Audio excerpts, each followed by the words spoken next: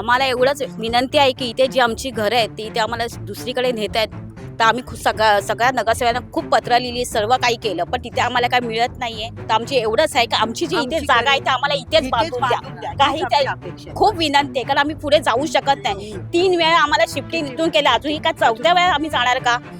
किती वेळा आम्ही जाणार? प्लीज आम्हाला काही करा, पण आम्ही इथून हलणार नाही. आम्हाला इथेच तुम्ही सुविधा करून द्या बस. मागच्या भागात आपण पाहिलं की माटुंग्याची गावदेवी आणि इथला इतिहास किती भव्य आहे. पण ज्यांनी हा इतिहास घडवला, ज्यांनी या मातीची सेवा केली, त्या भूमिपुत्रांवर आज काय वेळ आली आहे? माटुंग्याच्या गावदेवीच्या साक्षीने 400 वर्षांपासून इथे राहणारा आगरी, कोळी आणि भंडारी समाज आज एका मोठ्या संकटात सापडलाय. प्रश्न साधा आहे, विकास कुणासाठी आणि कुणाच्या जीवावर? पिढ्यानपिढ्या मुंबईच्या मध्यवर्ती ठिकाणी राहिलेल्या या भूमिपुत्रांना आता पुनर्विकासाच्या नावाखाली मुंबई बाहेर फेकण्याचा घाट घातला जातोय का? स्थानिकांचं म्हणणं स्पष्ट आहे, आम्ही विकासाच्या विरोधात नाही, पण आम्हाला आमच्या मुळापासून तोडू नका. आणि एकच मागणी आहे, आमचं पुनर्वसन करायचं असेल तर ते मुंबईतच करा. आम्हाला आमच्या गावदेवीपासून आणि या मातीपासून दूर जायचं नाही. या ज्या पर्याय जागा दुसरी व्यवस्थित येत असेल तर छान आहे, पण आम्हाला स्लम मध्ये हे नका करू. मुंबईमध्येच पाहिजे. असं नाही बोलत की विकास नका करू, विकास करा तुम्ही, पण असं नका करू ना. शेवटी आमची पण इकडे श्रद्धा आहे. सरकारला आमची एवढीच विनंती आहे की आम्हाला पुन्हा पुन्हा सांगतो, आम्ही इकडे तिकडनं आलेलो, आम्ही इकडचेच आहोत, रहिवासी भूमिपुत्र आहोत. अगोदर मुंबईमध्ये माटुंग्यामध्ये होतो, माटुंग्यावरून आम्ही ते सायनला आलोय आता. तर याच्या पुढे पुढे जायचं नाही. म्हणजे जे आहे ते सिटीमध्ये ठेवा. तुम्ही चुकी केल्या अगोदरच्या, तुम्ही आता ते रेक्टिफाय करा. तर तो माटुंगा गाव होता, तर आमची स्वतःची जागा होती, तर आम्ही कसं पण करून राहू शकत होतो ना. आता 180 मध्ये कसे राहणार आहे? म्हणून कोणी कोणी वाढून 2-2, 3-3 भाव आहेत, त्यांनी वाढवून राहिले. आता तर हे सर्व तोडलं तर ते राहणार कसे? मुंबईच्या राजाला आम्ही मुकलो, मुंबादेवीचा परिसरही हातून निसटला. आता माटुंग्याच्या गावदेवीसाठी हा शेवटचा लढा ठरणार का? नेमकी काय आहे या भूमिपुत्रांची व्यथा? ऐकूया त्यांच्याच शब्दात. अग्रीपैकी आमची भूमिपुत्र होतो आम्ही. आम्हाला गाव नाही, आमचा गाव मुळे माटुंगा गाव होता आणि हाच गाव आहे. आणि त्यांनी आम्हाला शिफ्ट करून इथे टाकलं. पूर्वी 3दा आम्ही शिफ्ट होतोय. पहिला आम्हाला शिफ्ट केलं, आमचा पहिला गाव मोरूबाई माटुंगा गार्डन जिथे आहे तिथे होता. तिकडनं आम्हाला शिफ्ट केलं ते षडमुखा हॉलच्या समोर, तिथे साल्वेशन आर्मी होती त्याच्या पाठीमागे. आणि तिकडनं आता पुन्हा आम्हाला इथे टाकलं. संपूर्ण 2 चाळी जातात, समोरच्या ह्या चाळी जातात. 24 रूम आहेत आमच्या, त्या 24 रूम जात आहेत इकडच्या. आणि त्या 24 रूम साठी आम्ही हे करतोय, पण आम्ही सर्वीकडे लढतोय 64 सर्वांसाठी.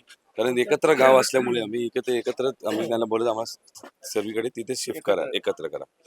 आम्ही प्रोजेक्टमध्ये हे नाहीये, त्यांना अडचणी काही नाही, पण आम्हाला विरोध कसलाच नाहीये. फक्त आम्हाला बोला, ज्या तुम्ही चुकी केल्या अगोदरच्या, तुम्ही आता ते रेक्टिफाय करा. म्हणजे आम्हाला व्यवस्थित आमची घरं भेटू शकतात. जी अगोदर आमची 1000-1200 स्क्वेअर फीटची घरं होती गावी, मोठा गाव होता तिथे सर्वांच्या. त्यामुळे आता फक्त आम्हाला इथे ट्रान्झिट म्हणून आम्हाला शिफ्ट केलं. तेव्हा आम्हाला फक्त 180चा एरिया दिला. मराठी हे म्हणालेले का आम्ही तुम्हाला इस्टेटमध्ये असलेले तुम्ही वेगळे, तुम्हाला व्यवस्थित आम्ही करून देऊया. पण त्याच्यानंतर ज्या त्या लोकांना स्लमला ज्या नोटीस पाठवल्या, सेम नोटीस आम्हाला पाठवल्या.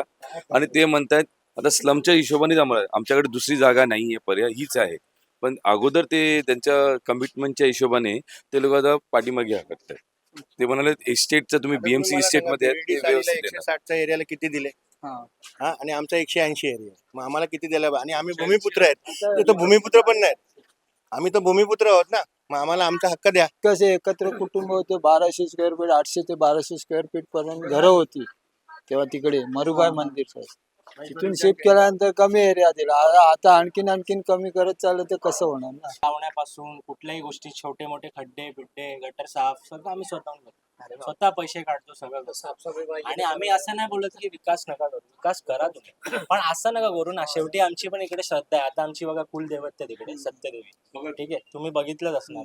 त्याची पण आम्ही दरवर्षी आम्ही भंडारा करतो, परत आम्ही काय पालखी काढतो, सगळ्या गोष्टी करतो आम्ही. तर एक साधनं, सगळ्या गोष्टी आहेत ना. इमोशन आहेत लोकांचे इकडे. फक्त तुम्ही येणार, ठीक आहे, आम्ही तर बोलत नाही विकास नका करू, पण करा. पण जिकडे तुम्ही शिफ्ट पण करताय ते तर व्यवस्थित करा. कारण की तिकडे पाण्याची समस्या आहे, सगळ्या गोष्टी आहेत, तुम्ही स्वतः जाऊन बघू शकता. म्हणून आम्ही अपोज करतो ना. जर तुम्ही आम्हाला प्रॉप तेच आहे ना, आम्हाला मुंबईच्या बाहेर नको आहे. प्लस सगळ्या ज्या गोष्टी आहेत त्या प्रॉपर आम्हाला पाहिजे. असं तर नाही तुम्ही आले बस उचललं आणि त्या साईडला फेकून दिलं आम्हाला, तसं तर चालणार आणि आम्ही होऊन पण नाही देणार. बीएमसी इस्टेट हे जे आहेत ते त्यांना आम्ही वेगळ्या प्रकाराने करूया आणि स्लमचं देश वेगळ्या प्रकारे होणार. पण स्लम जे आहे आणि इस्टेटचं हे दोघं मर्ज करतायत आणि ते लोक एकाच जागेवरती आम्हाला पोस्ट मागे ते लोक रात्री आले ना, किती 7-7:30 वाजता आलेले ना. हे टायमिंग आहे का यायचा या लोकांचा? यांना विचारा. नोटीस डिसेंबर पर्यंत खाली करा म्हणून नोटीस देत देत होते आम्ही मला नाही घेणार. मराठी नाही रेल्वेवाल्यांनी त्यांनी कव्हरिंग लेटर करून पाठवलेली. गोष्ट कशी नोटीस पाठवून घाबरून नाही काय होणार. शेवटी तुम्हाला आमच्याबरोबर आमचा काय कायदा आहे, आमचे काय आहे ते आम्हाला करणार आहे ना. आम्ही विरोध नाही करत. हक्क द्या. तुम्ही येणार, नोटीस पाठवणार, लोकांना घाबरवणार, त्या गोष्टी नाही चालणार. हे गारहाणं फक्त घराचं नाही तर मुंबईच्या मूळ मालकांच्या अस्तित्वाचं आहे. जर भूमिपुत्रच मुंबई बाहेर गेले तर मुंबईचं मराठीपण आणि मूळ संस्कृती तरी कशी टिकणार? आम्ही आगरी कोळी भंडारी हे भूमिपुत्र आहोत. इकडचे भूमिपुत्र आहोत. आम्हाला गाव नाही, आम्ही खुद्द या गावचेच आहोत. पाटुंगा हा आमचा गाव होता. तिकडनं आमचं उचलून इकडे अर्धवट आमचे जे सायन कोलीवाडा तिथे पाठवलं. 60% तिकडे दिले आणि जेवढे बाकी होते 40% मग ते इथे विस्थापित करून दिले. आणि त्यांचं म्हणजे आता त्यांचं पुनर्निर्माण करून त्यांना 550चा एरिया दिला आहे घरात आहे. आणि तोच कायदा आमचा पण लागतो, आम्हाला पण इथंच दिला पाहिजे.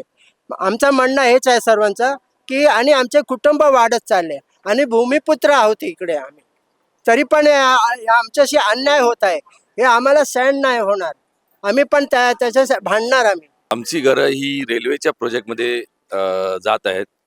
तर आमचा रिक्वेस्ट हेच आहे, आम्ही सर्वांना संपूर्ण या गावासाठी आम्ही रिक्वेस्ट करतोय की जी आमची झालेत आम्हाला त्यामध्ये काही विरोध नाही आहे या प्रोजेक्टमध्ये. इतकंच काय, आम्हाला स्लममध्ये मोडू नका. आम्हाला व्यवस्थित आमची घरं द्या. जी अगोदर आमची गाव होता त्यामध्ये प्रत्येकांची 800 ते 1200 स्क्वेअर फीटची घरं होती आणि त्या तिकडनं आम्हाला इकडनं शिफ्ट केलं. तेव्हा फक्त आम्हाला ती 180चे घरं देऊन आम्हाला सांगितलं ट्रान्झिटमध्ये होते. आणि ही जेव्हा सर्व काय झालं तेव्हा BMCनी शिफ्ट केलेलं आणि त्यामध्ये आम्हाला 2 गावामध्ये डिवाईड झालेले, एक लक्ष्मीबागमध्ये आणि एक सायन कोलीवाड्यामध्ये. तिथे त्यांचा SRA डेव्हलपमेंट झालेलं आहे आणि त्यांना 500 ते 550चे एरिया भेटलेला आहे. आम्ही तीच रिक्वेस्ट करतो की आम्हाला इकडची घरं आहेत, आम्हाला जवळजवळ आमच्या याच एरियामध्ये आम्हाला द्या आणि कमीत कमी 700चा तरी एरिया द्या. कारण आमची कुटुंब ही वाढलेली आहेत आता आणि सर्वांकडे हीच रिक्वेस्ट आहे की आम्हाला व्यवस्थित द्या. बाकी काही नाही आमचं. हा लढा सोपा नाही, पण तो आपल्या सर्वांचा आहे. तुम्हाला काय वाटतं? भूमिपुत्रांना त्यांचा हक्क त्यांच्याच मातीत मिळायला हवा की नाही? तुमचं मत कमेंट्समध्ये नक्की मांडा. भूमिपुत्र जनाच्या, मराठी मनाच्या अशाच ज्वलंत मुद्द्यांसाठी पाहत रहा बोलबाला TV.